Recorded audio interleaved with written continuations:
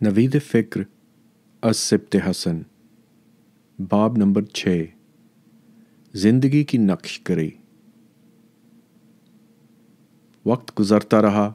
सिंध, दजला और नील की वादियों में तहज़ीबें उभरती और मिटती रहीं। ईरान, चीन और यूनान में इल्म व दानिश के चराग जलते और बुझते रहे। रोमतुल कुबरा का गलगला बुलंद हुआ और फ़िज़ा में गुम हो गया। अब्बासियों और मुग़लों के परचम बड़े जाहो जलाल से लहराए और सरनिगूं हो गए। मग़रबी उलूम की रोशनी दूर दूर तक फैली, मगर इंसानी तहज़ीब के अव्वलीन गहवारों में अंधेरा ही रहा। ग़ार अफ़साना भी हैं और तारीख़ भी। वहम की आंखों से देखो तो इन ग़ारों में हर सिमत मौत के मुहीब साए नाचते नज़र आएंगे। आदमखोर देवों की चिंगाड़ें, बेतालों और भूतों के खौफनाक कहकहे, चिमगादड़ों के रूप में इधर उधर उड़ती हुई बदरू हैं और पुच्छल पाइयाँ। मुंह से आग उगलने वाले अजदहे और उन्हीं के आसपास भिटू में छुपे हुए शेर, भालू, भेड़िए, डाकू और राहजन। गर्ज़ रिवायत ने ग़ारों को हर किस्म की तख़रीबी क़ुव्वतों का मस्कन करार दिया है। चुनाचे पुरानी दास्तानों में ग़ारों के इन दहशतनाक बाशिंदों के तज़किरे जा बजा मिलते हैं। वो ग़ार ही था जिसमें काने देव ने होमर के हीरो ओडिसियस को साथियों समेत कैद किया था और चालाक ओडिसियस ने देव को नशा पिलाया था, और जब देव मदहोश हो गया था तो उसकी आंख में लोहे की गर्म सिलाई फेर दी थी और भेड़ के पेट से लिपटकर ग़ार से फरार हुआ था। और वो भी ग़ार था जिसमें अली बाबा के भाई को दौलत की हवस ले गई थी, मगर वो खुलजा सिमसिम का तिलिस्मी कलमा भूल गया था और डाकुओं ने उसे कत्ल करके लाश दरख्त से लटका दी थी। मगर तारीख़ की आंख से देखो तो यही ग़ार इंसान की कदीम तरीन पनाहगाह नज़र आएंगे, जहाँ उसने अपनी 25-30 लाख साला ज़िंदगी की बेशतर मुद्दत बसर की है। वहीं उसने अफ़ज़ाइश नस्ल के राज सीखे, मौसम की सख्त गिरियों से बचने के तरीक़े वज़ा किए, आग जलाने के तजुर्बे किए, और इस तरह तस्ख़ीर कुदरत और कीमियावी अमल के एक ऐसे इनकलाबी राज से आगाह हुआ जिसने उसे आगे चलकर उसे अक़लीम अर्ज़ की फरमारवाई अता की। ये ग़ार उसके अव्वलीन मौलिद व मस्कन भी थे और माबिद व मकाबिर भी। यहाँ पहुँचकर वो तमाम अर्ज़ी और समावी आफ़तों से महफूज हो जाता था। ये ग़ार रहम मादर से भी किसी कदर मुशाबिह थे, अपनी ज़ाहिरी शक्ल में भी और बातनी कैफियत में भी। वही पुरअसरार तारीकी, वही पेचो-ख़म और अमन व आफ़ियत का वही एहसास। मगर इंसान की फरामोश तबई देखो कि लाखों साल इन ग़ारों में रहने के बाद जब उसने ये मस्कन तर्क किए और झोंपड़े, गांव और शहर बसाए, तो फिर इन ग़ारों की तरफ पलट कर भी न देखा। उन्हें ऐसा भूला गोया उनसे कभी वाबस्ता ही न था। ग़ारों के दहाने चट्टानों, मट्टी के मलबों और जंगली झाड़ियों से पट गए। उनकी तल्ख़ और शीरीं यादें ज़हनों से महव हो गईं और आने वाली नस्लें इस हकीकत से भी वाकिफ़ न रहीं कि उनके आबाओ अजदाद कभी ग़ारों में रहते थे। वक्त गुज़रता रहा। सिंध, दजला और नील की वादियों में तहज़ीबें उभरती और मिटती रहीं। ईरान, चीन और यूनान में इल्म व दानिश के चराग जलते और बुझते रहे। रोमतुल कुबरा का गलगला बुलंद हुआ और फ़िज़ा में गुम हो गया। अब्बासियों और मुग़लों के परचम बड़े जाहो जलाल से लहराए और सरनिगूं हो गए। मग़रबी उलूम की रोशनी दूर दूर तक फैली, मगर इंसानी तहज़ीब के अव्वलीन गहवारों में अंधेरा ही रहा। फिर यूं हुआ कि 19वीं सदी की एक रोशन से पहर में स्पेन के एक छोटे से गांव में एक कुत्ता एक लोमड़ी का पीछा करते करते एक भट में घुस गया। कुत्ते का मालिक मार्सेलो दा साओ तोला कुत्ते को निकालने की गर्ज से भट में उतरा तो पता चला कि अंदर अच्छा बड़ा ग़ार है। मार्सेलो दा साओ तोला को आसार कदीमा का शौक़ था। उसने ग़ार को खोदना शुरू किया कि शायद उसके अंदर पुराने ज़माने की कुछ चीज़ें मिल जाएं। एक दिन वो ग़ार में उतरा तो उसकी कमसिन बच्ची मारिया भी उसके हमराह थी। साओ तोला ग़ार खोदने में मसरूफ़ हो गया और मारिया पत्थर के टुकड़ों से खेलने लगी। दफातन साओ तोला ने मारिया की चीख सुनी, तोरो तोरो, यानी बैल बैल। साओ तोला बच्चे की तरफ लपका, मगर वो हैरान था कि इस तंग ग़ार में बैल कहाँ से आए। وہ ماریا کے پاس پہنچا تو ماریا غار کی چھت کو ٹکٹکی باندھے دیکھ رہی تھی۔ ساؤتولا کو جب بیل کہیں نظر نہ آئے تو اس نے بچی سے پوچھا، اور تب بڑی مشکل سے اس کی آنکھوں نے وہ نظارہ دیکھا جسے 20,000 سال سے کسی انسان نے نہ دیکھا تھا۔ سرخ اور سیاہ رنگ کے بیلوں کی ایک لمبی قطار تھی جو چھت پر ایک سرے سے دوسرے سرے تک پھیلی ہوئی تھی۔ یہ التمیرا کا غار تھا جس میں قدیم حجری انسان نے اپنی فنکاری کا مظاہرہ کیا تھا اور جس کو ساؤتولا نے 1879 میں اتفاقاً دیکھ لیا۔ ساؤتولا نے غار کی دیواروں کو غور سے دیکھا تو کہیں رنگین بھینسے اور بیل بنے ہوئے تھے، کہیں جنگلی سور، کہیں ہرن اور چیتل، کہیں ہاتھ کے چھاپے۔ شمار کیا تو اس نگار خانے میں جانوروں کی 170 تصویریں تھیں۔ ان کے رنگ اس قدر شوخ اور روشن تھے گویا یہ تصویریں ابھی کل بنی ہوں۔ ساؤتولا نے اپنے اس حیرت انگیز انکشاف کا اعلان اخباروں میں کیا اور آثار قدیمہ کے ماہروں سے درخواست کی کہ وہ آ کر غار کا مطالعہ کریں، لیکن دانایان مغرب نے ساؤتولا کا مذاق اڑایا۔ کسی نے کہا یہ اسکول کے لڑکوں کا کھلواڑ ہے، کسی نے کہا مقامی چرواہوں نے اپنی اکتاہٹ دور کرنے کی خاطر مویشیوں کی تصویریں بنائی ہوں گی۔ بعضوں نے غریب ساؤتولا کو فریبی اور جیل ساز کہنے سے بھی دریغ نہ کیا اور یہ الزام لگایا کہ ساؤتولا نے میڈرڈ کے کسی مصور سے ساز باز کی ہوگی، تجارت اور شہرت کی خاطر۔ غرضے کہ نہ حکومت نے ان دیواری تصویروں کی طرف توجہ کی اور نہ ماہرین فن نے اس غار کو درخور اعتنا سمجھا۔ بیچارہ ساؤتولا خاموش ہو رہا۔ یہ درست ہے کہ التمیرا کی دریافت سے بہت پہلے آثار قدیمہ کے ماہروں کو عہد قدیم کے پتھر کے اوزار، ہاتھی دانت کے ٹکڑوں پر کھدے ہوئے نقوش اور سیپ اور ہڈی کے زیورات دستیاب ہو چکے تھے۔ مثلاً بروئیے نامی ایک فرانسیسی ماہر کو سوینی کے مقام پر ہڈی کا ایک ٹکڑا 19ویں صدی کی ابتدا میں ملا تھا۔ اس ٹکڑے پر 2 ہرن کندہ تھے۔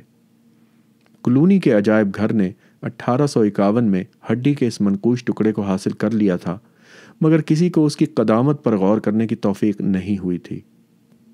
اسی طرح 1833 میں میئر نامی ایک انگریز محقق کو ہڈی کی ایک چھڑی ملی تھی جس کے ایک رخ پر ایک گھوڑا کندہ تھا اور دوسری طرف ایک پودا بنا تھا۔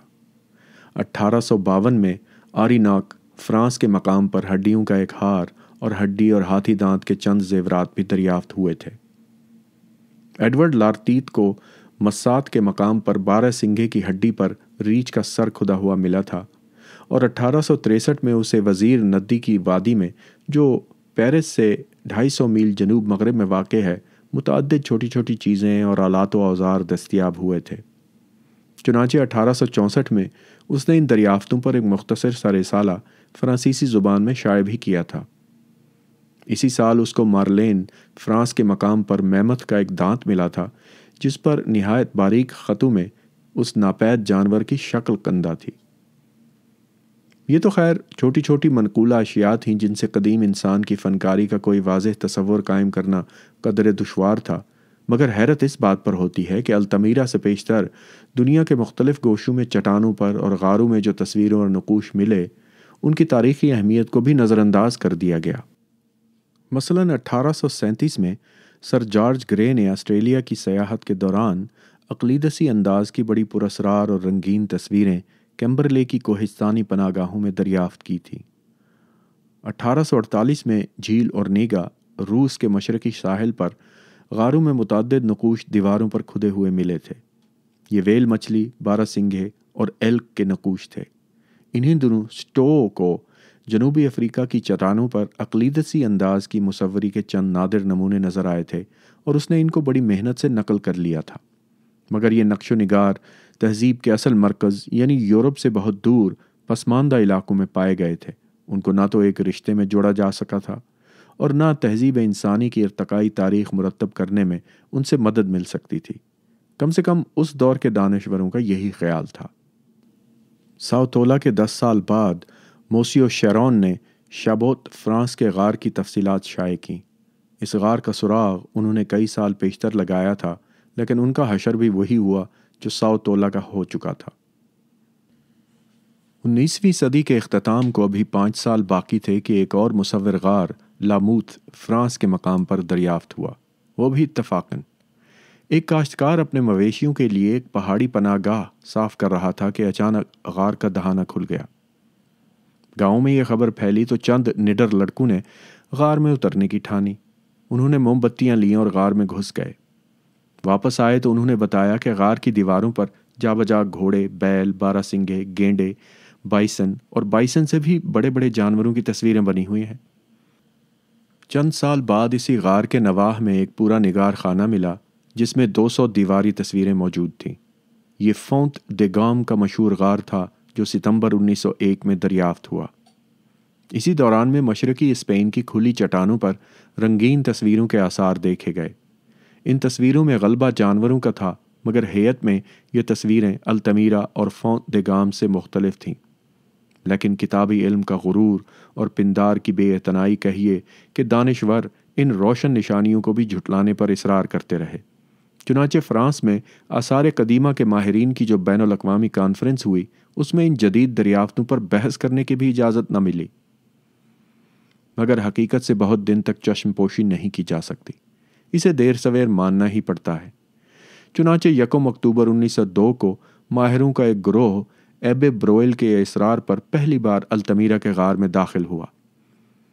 اس مہم کا ذکر کرتے ہوئے ایبے بروئل لکھتا ہے کہ روشنی کے لیے ہمارے پاس فقط موم بتیاں تھیں، مگر اس نیم تاریک ماحول میں بھی ہماری آنکھوں نے جو کچھ دیکھا اس نے ہمیں حیرت میں ڈال دیا۔ غار میں نمی تھی، اس لیے سقفی تصویروں کا چربہ نہیں لیا جا سکا تھا کیونکہ رنگ گیلا تھا اور کاغذ پر چپک جاتا تھا۔ چربہ لینے کے معنی ان تصویروں کو ضائع کرنے کے ہوتے، لہٰذا ایبے بروئل نے ان کو ہو بہو نقل کرنے کا بیڑا اٹھایا۔ کوٹ: میں روزانہ 8 گھنٹے زمین پر پیٹھ کے بل لیٹ کر ان تصویروں کو نقل کرتا جو چھت پر بنی ہوئی تھی۔ And quote. ایبے بروئل نے یہ کام 3 ہفتے میں مکمل کر لیا، مگر کوئی پبلشر التمیرا کے اس رنگین مرقع کو چھاپنے پر آمادہ نہ ہوا۔ بالآخر ایبے بروئل نے پرائیویٹ امداد سے التمیرا پر ایک مصور کتاب 1908 میں شائع کی۔ ان حجری فن پاروں کی بڑی خوش قسمتی ہے کہ ان کو ایبے بروئل جیسا دھن کا پکا اور لگن کا سچا فنکار مل گیا۔ ایبے بروئل نے اپنی زندگی حجری فن پاروں کی نقل اور تفتیش و تحقیق کے لیے وقف کر دی۔ چنانچہ آج ایبے بروئل کی نقل کی ہوئی تصویروں کا اتنا بڑا ذخیرہ فرانس میں موجود ہے کہ اس سے کئی دفتر تیار ہو سکتے ہیں۔ اب چراغ سے چراغ جلنے لگا۔ غاروں کی دریافت نے ایک مہم کی شکل اختیار کر لی۔ چنانچہ ہر سال ایک نہ ایک مصور غار کا سراغ ملتا، کبھی اسپین اور فرانس میں، کبھی جرمنی اور اٹلی میں، کبھی روس اور چیکوسلواکیہ میں، کبھی سویڈن اور ناروے میں۔ آخری غار وہ ہے جو باؤمیڈ ڈلنز کے مقام پر مارچ 1951 میں دریافت ہوا۔ اس سے پیشتر ایک نہایت اہم غار لاسکا میں ستمبر 1940 میں 2 لڑکوں نے دریافت کیا تھا۔ یوں تو قدیم حجری دور کے یہ فن پارے یورپ میں التمیرا سے جھیل بیکال تک اور فنہاگن ناروے سے کیڈیز اسپین تک بکھرے ہوئے ہیں، مگر اس دور کے فن کا سب سے بڑا مرکز جنوب مغربی فرانس ہے۔ وہاں اب تک 70 غار دریافت ہو چکے ہیں۔ یہ غار 2 منطقوں میں واقع ہیں۔ ایک وہ پہاڑی علاقہ ہے جو دریائے دوردون کی وادی میں ہے، اور دوسرا فرانس کی جنوبی سرحد پر کوہ پیرینیز میں۔ ان کے علاوہ اسپین کے شمال مغربی، مشرقی اور جنوبی علاقوں میں اس عہد کے کم و بیش 40 غار اور کوہستانی پناہ گاہیں اب تک مل چکی ہیں۔ پھر چٹانوں پر اور کھوہوں کے اندر رنگین تصویروں اور کندہ نقوش کا وہ طویل سلسلہ ہے جو اسپین سے شروع ہوتا ہے، سمندر پار کر کے مراکش اور الجزائر سے گزرتا ہوا، صحرائے اعظم کو عبور کرتا، وسطی، مشرقی اور جنوبی افریقہ میں اپنے نشان چھوڑتا، کیپ ٹاؤن پر ختم ہوتا ہے۔ یہ نقوش اور تصویریں گو قدیم حجری دور سے تعلق رکھتی ہیں، مگر تکنیک اور ہیئت کے اعتبار سے یورپ کے ان فن پاروں سے مختلف ہیں جن کا ہم ذکر کر رہے ہیں، اس لیے ان پر الگ بحث کی جائے گی۔ آسٹریلیا کی حجری دور کی تصویریں افریقی تصویروں کے علاوہ ہیں، البتہ وہ ٹیکنیک کے لحاظ سے آپس میں بڑی مشابہت رکھتی ہیں۔ 100-150 سال پیشتر تک اس زمین کے بسنے والوں اور ان کے ماضی بعید کے بارے میں ہماری معلومات بہت ناقص اور محدود تھیں۔ عہد قدیم زمین کے سینے میں دفن تھا، ہمیں ان دفینوں کی خبر تھی اور نہ ان کی تلاش و تحقیق کا کوئی ذریعہ ہمارے پاس موجود تھا۔ ہماری آگہی کا سارا اثاثہ چند مذہبی کتابیں تھیں یا وہ لوک کہانیاں جو پرانی قوموں میں مدت سے رائج ہیں۔ انہی روایتوں اور کتابوں کی روشنی میں انسان اور اس کے قدیم معاشرے کی ابتدا کا سراغ لگایا جاتا تھا۔ چنانچہ 17ویں صدی کے ایک پادری اشر نے انجیل کی کتاب پیدائش کی مدد سے یہ ثابت کیا تھا کہ ظہور آدم کا واقعہ 4004 قبل مسیح میں پیش آیا تھا، اور دانایان مغرب نے پادری اشر کی اس حساب دانی کو بہت سراہا تھا۔ لیکن 19ویں صدی عیسوی میں جب سائنس نے ترقی کی اور نئے نئے علوم مثلاً علم الافلاک، علم الارض اور علم الحیوان کو فروغ ہوا، تو ان پرانے عقیدوں کی صداقت خطرے میں پڑ گئی۔ سائنسدان زمین اور زندگی کی عمریں متعین کرنے لگے، ارتقاء حیات کے نظریے بنانے لگے۔ انہوں نے زمین کی تہوں سے بے شمار ایسی چیزیں برآمد کیں جن سے ان کے دعووں کی تصدیق ہوتی تھی۔ انہوں نے ان معدوم جانوروں کے ڈھانچے بھی ڈھونڈ نکالے جو لاکھوں برس گزرے زمین پر موجود تھے، اور جب 1891 میں پروفیسر دوبائے کو جاوا میں قدیم انسان کی 4 لاکھ برس پرانی ایک کھوپڑی دستیاب ہوئی تو پادری اشر کا حساب بالکل ہی غلط ثابت ہو گیا۔ اس کے بعد 1907 میں ہائیڈلبرگ جرمنی کے مقام پر آدمی کا ایک جبڑا ملا جو 5 لاکھ برس پرانا تھا، اور 1927 میں پیکنگ چین کے نواح میں ایک غار میں آدمیوں کے 45 ڈھانچے نکلے جو 4 لاکھ برس پرانے تھے، اور اب ہم یقین سے کہہ سکتے ہیں کہ انسان کم سے کم 15 لاکھ برس سے اس کرۂ ارض پر آباد ہے۔ محققین نے یہ بھی ثابت کیا کہ اس 15 لاکھ برس کے عرصے میں انسان کے رہن سہن، رسم و رواج، آلات و اوزار، عقائد و عادات اور فکر و فن میں وقتاً فوقتاً نمایاں تبدیلیاں ہوتی رہی ہیں۔ انسانی تہذیب کوئی ساکت اور جامد شے نہیں ہے جو ایک مقام پر ٹھہری رہتی ہو، بلکہ وہ ایک تغیر پذیر اور فعال حقیقت ہے جس نے اب تک ارتقاء کے مختلف مدارج طے کیے ہیں، اور یہ عمل بدستور جاری ہے۔ ان تبدیلیوں کا باعث وہ آلات و اوزار ہیں جن کو انسان اپنی سماجی ضرورتوں کے تحت خود بناتا رہتا ہے۔ دراصل تہذیب انسانی کے مختلف عہدوں کی شناخت انہی آلات و اوزار سے ہوتی ہے۔ چنانچہ 1836 میں کرسچین ٹامسن نامی ایک فرانسیسی عالم نے آلات و اوزار کے فرق کے پیش نظر انسانی تہذیب کے 3 بنیادی عہد متعین کیے تھے۔ 1، پتھر کا زمانہ، جبکہ آلات و اوزار پتھر، لکڑی یا ہڈی کے ہوتے تھے۔ 2، دھات کا زمانہ، جبکہ آلات و اوزار تانبے اور ٹن کو ملا کر کانسے کے ہوتے تھے۔ 3، لوہے کا زمانہ، جو 1000 قبل مسیح کے قریب شروع ہوا اور ہنوز جاری ہے۔ پتھر کا زمانہ اندازاً 5 لاکھ قبل مسیح سے 5000 قبل مسیح تک پھیلا ہوا ہے۔ اس کو زمانہ قبلس تاریخ بھی کہتے ہیں۔ قدیم حجری دور کے جو آثار اب تک ملے ہیں ان سے یہی اندازہ ہوتا ہے کہ اس زمانے کا انسان نقاشی، مصوری، مجسمہ سازی اور موسیقی سے واقف تھا۔ یورپ کے غاروں میں حجری دور کے سب سے قدیم فن پارے 30-40 ہزار برس پرانے ہیں۔ ان کے عروج و کمال کا زمانہ مادی لانی دور کا وسطی عہد ہے، جس کے آخر تک آتے آتے یہ فن ختم ہو گیا، کیونکہ جن لوگوں نے یہ فن پارے تخلیق کیے تھے وہ معدوم ہو گئے یا ان علاقوں سے مستقل طور پر ہجرت کر کے کہیں اور آباد ہو گئے۔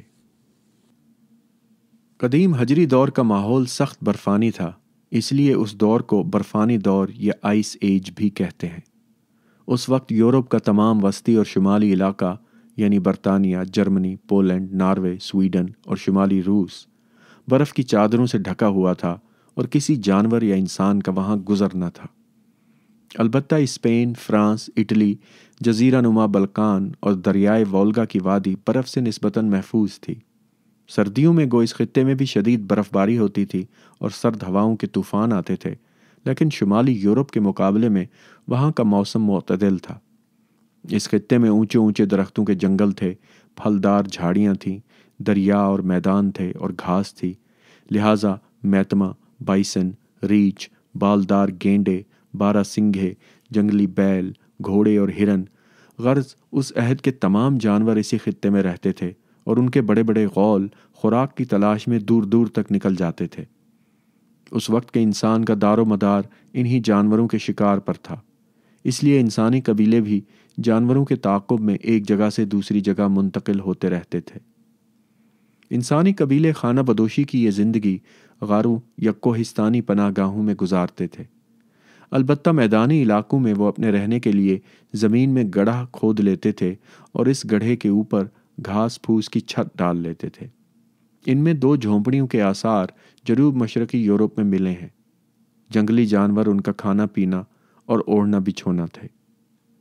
ان جانوروں کا گوشت وہ بطور غذا استعمال کرتے تھے، چربی سے چراغ جلاتے تھے، کھال اوڑھی اور بچھائی جاتی تھی، موٹی ہڈیوں سے شکار کے اوزار مثلاً نیزے کی انیاں اور تیروں کے پھل بنتے تھے، اور پتلی ہڈیوں سے سینے کی سوئیاں، انتڑیوں اور نسوں سے تاگے اور رسی کا کام لیا جاتا تھا۔ یہ لوگ آگ کے استعمال سے واقف ہو چکے تھے اور شکار کو بھون کر کھاتے تھے۔ برفانی دور کے ان شکار پیشہ قبیلوں کے آلات اور اوزار لکڑی، پتھر یا ہڈی کے ہوتے تھے۔ ہتھوڑے، کلہاڑیاں، نیزے، چاقو، سوئیاں وغیرہ سب انہی چیزوں سے بنائی جاتی تھیں۔ شکار کے لیے بڑے بڑے بلم یا لاٹھیاں استعمال کی جاتی تھیں۔ ان کے سرے پر پتھر یا ہڈی کی تیز اور نکیلی انی لگی ہوتی تھی۔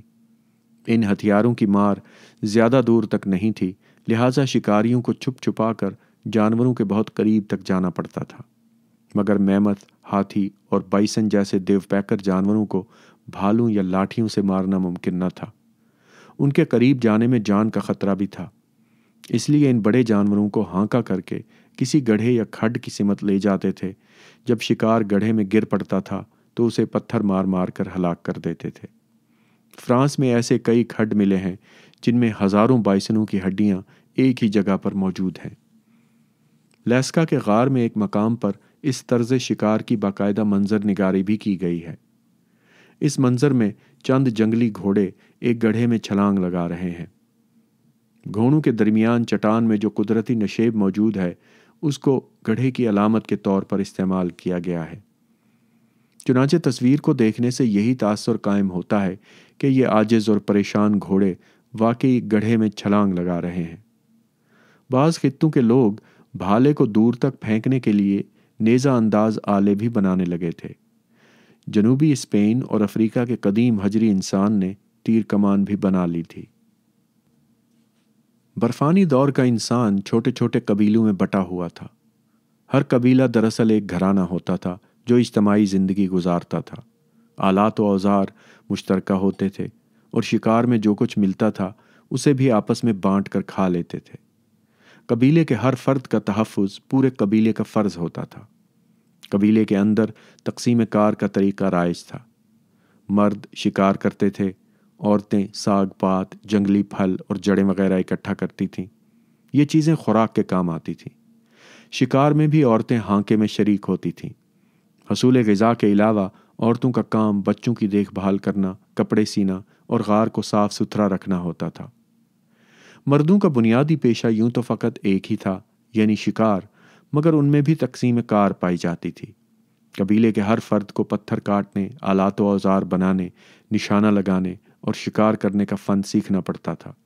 لیکن بعضوں کا نشانہ قدرتی طور پر اچھا ہوتا تھا، بعضوں میں صناع بننے کی صلاحیت دوسروں سے زیادہ ہوتی تھی، بعضوں کو مصوری یا کندہ کاری کا شوق ہوتا تھا۔ چنانچہ اسی ہنرمندی، صلاحیت اور شوق کے مطابق ان کے کاموں کی تقسیم بھی ہوتی تھی اور وہ آہستہ آہستہ اپنے فن کے ماہر بن جاتے تھے۔ مصوری سے ملا ہوا سحر کا فن تھا۔ یہ فن ان کی شکار پیشہ زندگی کا لازمی جز تھا اور اس کی اہمیت شکار سے کم نہ تھی۔ ساحر قبیلے کا روحانی پیشوا ہوتا تھا۔ وہ شکار کی تصویریں بناتا اور سحر کی رسمیں ادا کرتا تھا۔ اس کے عوض قبیلہ اس کی ضروریات زندگی کی کفالت کرتا تھا۔ خود شکاریوں کے بھی درجے ہوتے تھے۔ ان میں بعض ماہر شکاری ہوتے اور بعض بالکل مبتدی، جن کو ہانکا کرنے کا کام سپرد کیا جاتا تھا۔ شکار کے بعد شکار کی تقسیم ہوتی تھی۔ گوشت عورتوں کو دیا جاتا تھا اور انتڑیاں، کھال، نسیں اور ہڈیاں الگ کر کے ان لوگوں میں تقسیم کر دی جاتی تھی جو ان چیزوں سے سامان بناتے تھے۔ ویسے یہاں اگر سبط حسن صاحب کچھ ریفرنسز بھی دے دیتے تو اچھا تھا، کیونکہ یہ انتہائی ڈیٹیل میں بتا رہے ہیں کہ اس زمانے میں کیا ہوتا تھا، تو اس کا کوئی ریفرنس اگر ہوتا تو وہ بتا دیتے تو اچھا تھا۔ آگے چلتے ہیں۔ غاروں کے اندر جو مدفون ڈھانچے ملے ہیں ان سے ثابت ہوتا ہے کہ برفانی دور کا انسان اپنے مردوں کو باقاعدہ قبر میں دفن کرتا تھا۔ زمین سے پودوں اور بوٹوں کو اگتا دیکھ کر شاید اسے یہ خیال گزرا ہو کہ اگر مردے کو زمین میں دفن کر دیا جائے تو وہ بھی اوپر آ جائے گا۔ یہ بات بھی قابل غور ہے کہ قبر کی شکل عورت کے اسی عضو بدن سے بہت مشابہ ہوتی ہے جہاں سے بچہ نکلتا ہے۔ چنانچہ برفانی دور کا انسان اپنے مردے کے گھٹنوں کو پیٹ سے ملا دیتا تھا اور اس طرح اس کی پوزیشن قریب قریب وہی ہو جاتی تھی جو بچے کی ماں کے پیٹ میں ہوتی ہے۔ لاش کے سر کے نیچے پتھر کا تکیہ رکھ دیا جاتا تھا اور قریب ہی گوشت کے ٹکڑے، ہڈیاں اور شکاری آلات و اوزار کرینے سے سجا دیے جاتے تھے۔ تب قبر کا منہ بند کر کے اوپر پتھر کی سل رکھ دی جاتی تھی۔ یہ قبریں آباد غاروں میں بنائی جاتی تھیں۔ بعض قبریں تو چولہے کے بالکل پاس ہی ملی ہیں۔ شاید لوگوں کا عقیدہ ہو کہ آگ کی گرمی سے مردے کے ٹھنڈے جسم کو زندگی کی حرارت دوبارہ حاصل ہو جائے گی۔ حیات اور حرارت میں جو رشتہ ہے، اس سے وہ لوگ پوری طرح آگاہ تو نہ تھے، مگر اس رشتے کا ایک مبہم سا تصور ان میں ضرور موجود تھا۔ البتہ وہ حرارت کو زندگی کی علامت نہیں بلکہ اس کی علت سمجھتے تھے۔ گو ان کے مردے کبھی نیند سے نہ جاگے اور چولہے کی گرمی نے کبھی زندگی کی حرارت نہ بخشی، مگر رسم و رواج کی آہنی زنجیریں بڑی مشکل سے ٹوٹتی ہیں۔ قدیم ہجری انسان ہنوز مذہب کے تصور سے آشنا نہ ہوا تھا۔ وہ کسی مافوق القدرت طاقت یا طاقتوں کو نہیں مانتا تھا اور نہ کسی دیوی دیوتا کی پرستش کرتا تھا۔ البتہ سحر پر اس کا عقیدہ بہت پختہ تھا۔ مذہب اور سحر میں بنیادی فرق یہ ہے کہ مذہب کا محرک قدرت کی اطاعت اور خوشنودی کا جذبہ ہے، اس کے برعکس سحر کا محرک تسخیر قدرت کا جذبہ ہے۔ سحر دراصل سائنس کی بالکل ابتدائی شکل تھی، اس لیے فریزر نے سحر کو ساقط سائنس اور ناقص آرٹ سے تعبیر کیا ہے۔ علماء آثار کا خیال ہے کہ برفانی دور کا انسان کوئی زبان ضرور بولتا تھا، البتہ اب تک یہ نہیں معلوم ہو سکا کہ وہ زبان کیا تھی۔ آیا تمام قبیلے ایک ہی بولی بولتے تھے یا مختلف خطوں میں مختلف بولیاں بولی جاتی تھیں؟ غاروں میں جو آثار ملے ہیں ان سے یہ تو ثابت ہوتا ہے کہ قدیم انسان نقش گری، مصوری، مجسمہ سازی، موسیقی اور رقص کے فن سے آگاہ تھا، لیکن ایسی کوئی شہادت اب تک نہیں ملی ہے جس سے اس کی زبان کے بارے میں کوئی بات یقین سے کہی جا سکتی ہو۔ برفانی دور میں شرح اموات بہت زیادہ تھی، خصوصاً شیرخوار بچے بڑی تعداد میں فوت ہو جاتے تھے۔ بیماریوں میں سب سے عام بیماری گٹھیا کی تھی۔ لوگ طب اور جراحی کے فن سے واقف نہ تھے، لیکن آدمیوں کے بعض ڈھانچے ایسے ملے ہیں جن کے پاؤں کی ہڈیوں پر عمل جراحی کے آثار نظر آتے ہیں۔ شاید ان شکاریوں کے پاؤں شکار میں ٹوٹے ہوں اور پھر ان کو کسی طرح جوڑا گیا ہو۔ یہ ہے ایک دھندلا سا خاکہ قدیم ہجری دور کے انسان اور اس کے ماحول اور معاشرے کا، مگر جب ہم اس عہد کے غاروں کے رنگین نقش و نگار اور حسین مجسموں کو دیکھتے ہیں تو اس شکاری انسان کی صناعی، ہنرمندی، فنکاری اور ذہانت پر عقل حیران رہ جاتی ہے۔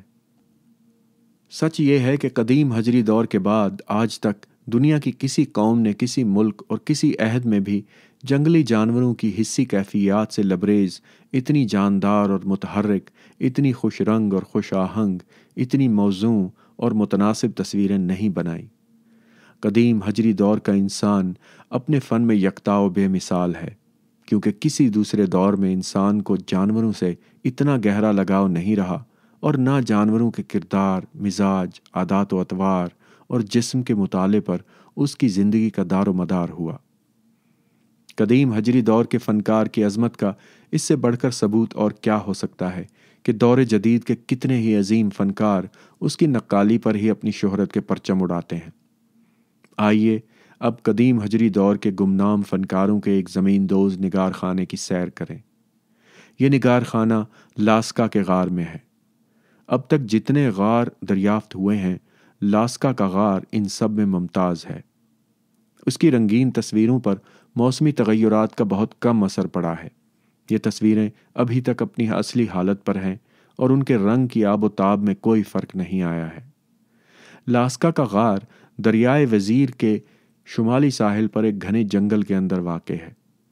وہاں کوئی آبادی نہیں ہے، البتہ ندی کے دوسرے کنارے پر ایک چھوٹا سا فرانسیسی گاؤں ہے۔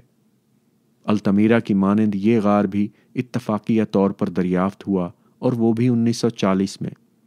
ہوا یوں کہ نواحی مدرسے کے 4-5 لڑکے جنگل میں کھیل رہے تھے۔ ان کا کتا ایک گڑھے میں جو کافی گہرا تھا گر پڑا۔ لڑکے کتے کو نکالنے گئے تو انہیں غار کا دہانہ نظر آیا۔ تلاش و جستجو کی یہ عمر انہیں غار میں لے گئی، مگر دہانہ اتنا تنگ تھا کہ لڑکوں کو پیٹ کے بل رینگنا پڑا۔ ملبے کے ڈھیر سے رینگتے ہوئے وہ داخل ہوئے تو داہنی جانب 20 فٹ کی گہرائی پر انہیں ایک بڑا سا ہال ملا جو بیضاوی شکل کا تھا، 100 فٹ لمبا، 33 فٹ چوڑا اور 20 فٹ اونچا۔ اس ہال کی چھت اور دیواریں بیلوں، گھوڑوں اور ہرنوں کی بڑی بڑی رنگین تصویروں سے آراستہ تھیں۔ لڑکوں نے یہ ماجرا اپنے استاد موسیو لاوال سے بیان کیا۔ انہوں نے ایبے بروئل کو خبر دی۔ ایبے بروئل نے غار کا معائنہ کیا، اسے آریناسی دور کا شاہکار قرار دیا اور اس طرح مہذب دنیا کو 40,000 برس پرانا ایک نایاب دفینہ ہاتھ آیا۔ لاسکا کے حال میں داخل ہوتے ہی پہلی تصویر ایک سیاہ گھوڑے کی نظر آتی ہے۔ اس کے بعد ایک عجیب و غریب جانور بنا ہے جس کے 2 متوازی سینگ آگے کو نکلے ہوئے ہیں، پیٹ پھولا ہوا ہے اور جسم پر گول گول نشان ہیں۔ پھر چند بہت بڑے بڑے بیل ہیں جن میں سے 4 اب تک محفوظ ہیں۔ ان کی لمبائی 4 تا 6 گز ہے۔ 2 بیل جن کے خاکے سیاہ لکیروں سے بنے ہیں ایک دوسرے کے مقابل کھڑے ہیں اور ان کے درمیان خالی جگہ میں 5 سرخ، سیاہ اور زرد رنگ کے ہرن بنے ہیں۔ پہلے بیل کے اوپر لال رنگ کا ایک بڑا سا گھوڑا دوڑ رہا ہے، اس کے کھر اور ایال کالے ہیں۔ دوسرے بیل کے عقبی حصے میں لال رنگ کی ایک گائے بھی ہے جو چر رہی ہے۔ بیلوں کے درمیان بالائی حصے میں ایک اور لال گھوڑا ہے جس کی تھوتنی دوسرے بیل کے سینگوں کے اندر ہے، البتہ اس کے پاؤں غائب ہیں۔ بظاہر یہ چند جانوروں کی تصویریں ہیں، مگر غور سے دیکھا جائے تو ان کی ایمائیت واضح ہو جاتی ہے اور ان میں ترتیب و آہنگ بھی نظر آنے لگتا ہے۔ بیل یوں تو بڑے مہیب اور قوی ہیکل ہیں، لیکن مصور نے انہیں ساکت اور جامد بنا دیا ہے۔ وہ نہ حملہ کر سکتے ہیں اور نہ حرکت۔ وہ بالکل بے بس گمسم کھڑے ہیں کیونکہ وہ سحر زدہ ہیں۔ ان کے جسم پر بھالے کے چھوٹے چھوٹے نشان ہیں۔ اس کے برعکس گھوڑے بہت مگن دکھائی دیتے ہیں۔ وہ سرپٹ دوڑ رہے ہیں اور 12 سنگھوں کا نڈرپن دیکھو کہ وہ ان خونخوار بیلوں کے درمیان بڑی بے فکری سے کھڑے چولھیں کر رہے ہیں۔ رنگ زندگی کی علامت ہے، اسی لیے گھوڑے اور 12 سنگھے رنگین ہیں اور بیلوں کو اس سے محروم کر دیا گیا ہے۔ داہنی جانب والے بیل کی ناک سے تو خون بھی نکل رہا ہے۔ ہال کے عقبی حصے میں چھت بہت نیچی ہو جاتی ہے اور زمین کی ڈھلوان بڑھ جاتی ہے۔ وہاں سے ہم ایک تنگ راستے میں داخل ہوتے ہیں تو عین دہانے کی چھت پر ایک ہرن اور اس کے ہم جنس دوسرے جانوروں کی تصویریں نظر آتی ہیں۔ آگے بڑھیے تو چھت پر لال رنگ کی نہایت حسین گائیں اور مختلف نسلوں کے چھوٹے بڑے بکثرت گھوڑے بنے ہیں۔ گایوں کی نازک اور حساس تھوتنیاں اور پتلی پتلی سڈول سینگیں اپنی ساخت میں بڑے حال کے بیلوں سے مختلف ہیں۔ یہاں پہنچ کر راستہ اور تنگ ہو جاتا ہے، مگر اس تنگی سے بھی فنکار نے فائدہ اٹھایا ہے۔ ایک دوڑتی ہوئی گائے کی تصویر اس انداز سے بنائی ہے کہ اس کے اگلے پاؤں دہانے کے ایک سرے پر ہیں اور پچھلے پاؤں دوسرے سرے پر۔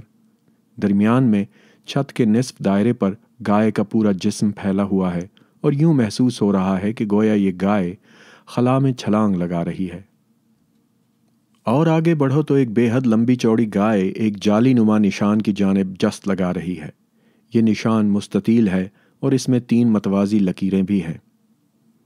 یہ نشان یا تو ہم رنگ زمین جال کی علامت ہے جس میں گائے کو پھنسایا جا رہا ہے، یا سحر کی۔ اور آگے بڑھو تو 2 جنگلی گدھے ملتے ہیں، ان میں سے ایک حاملہ ہے۔ آخر میں چھت نیچی ہونے لگتی ہے اور موڑ آ جاتا ہے۔ وہاں بھورے رنگ کا ایک گھوڑا ایک گڑھے میں گرتا نظر آتا ہے، اس کے چاروں پاؤں ہوا میں ہیں۔ یہاں چٹانوں میں جو قدرتی نشیب ہے، فنکار نے اس سے گڑھے کا کام لیا ہے۔ غار کے دوسرے گوشے میں بھی پتھر پر کندہ کاری کے بکثرت نشان ملیں گے۔ یہ تصویریں ایک کے اوپر ایک کھدی ہیں۔ شاید یہ جگہ نو آمیز فنکاروں کی مشق کے لیے تھی۔ یہاں کسی جگہ فقط کھر بنے ہیں، کہیں دم، کہیں سر، کہیں کوہان، مگر ان میں بڑی صفائی اور روانی پائی جاتی ہے۔ ایسا محسوس ہوتا ہے گویا یہ خاکے ہاتھ کی ایک ہی جنبش سے بنے ہیں۔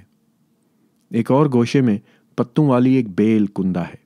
یہ واحد شجری نمونہ ہے جو حجری دور کے کسی غار میں ملا ہے۔ ایک اور گوشے میں کئی گھوڑے اور گھوڑیاں ہیں۔ گھوڑیاں حاملہ ہیں اور ان کے جسم میں بھالے پیوست ہیں۔ ایک گھوڑے کے جسم میں 7 بھالے چبھے ہوئے ہیں۔ ایک بہت بڑی سیاہ گائے بنی ہوئی ہے جو حاملہ ہے۔ اس کے پاؤں کے پاس کئی مستطیل نشان ہیں۔ ایک جگہ 2 بھورے رنگ کے بیسن یعنی بائسن پیٹھ جوڑے کھڑے ہیں۔